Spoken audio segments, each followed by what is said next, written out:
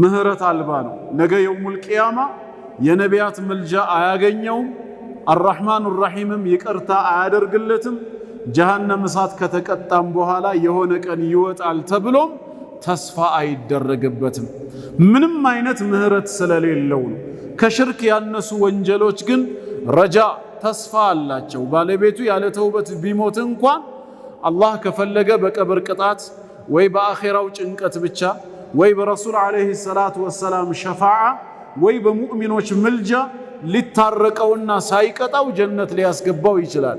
መቀጣት አለብህ ብሎ ከወሰነበት እንኳን በዛ በሚቀጣበት እሳት ውስጥ ዘላለም አይኖርም። የሰራውን ወንጀል ያክል ተቀጥቶ ሙስሊም በመሆኑ ብቻ ወደ ጀነት ተመልሶ ይገባል።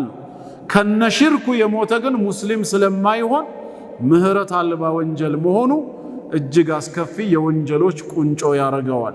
ምህረት አልባነቱም በብዙ የቁርአን ክፍሎች ተነግሮናል። በሱረቱ ኒሳ በአራተኛ ሱራ አንቀጽ 48 ላይ ኢነላሃ ላ የግፊሩ አን ዩሽረከ ቢህ፣ አላህ በእርሱ ማጋራትን በፍጹም አይምርም ነው ያለው።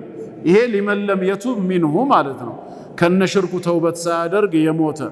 ወየግፊሩ ማ ዱነ ዛሊከ ሊመን የሻ፣ ከዛ ያነሰውን ወንጀል ግን ለሚሻው ባሪያ ይምረዋል፣ ካልሻለት ደግሞ የወንጀሉን ያህል ይቀጣዋል ማለት ነው። እንዲሁም በሌላ ቦታ በሱረቱ ኒሳ ቁጥር 116 ላይ ኢነላሃ ላ የግፊሩ አን ዩሽረከ ቢህ ወየግፊሩ ማ ዱነ ዛሊከ ሊመን የሻ ወመን ዩሽሪክ ቢላሂ ፈቀድ ضለ ضላለን በዒዳ።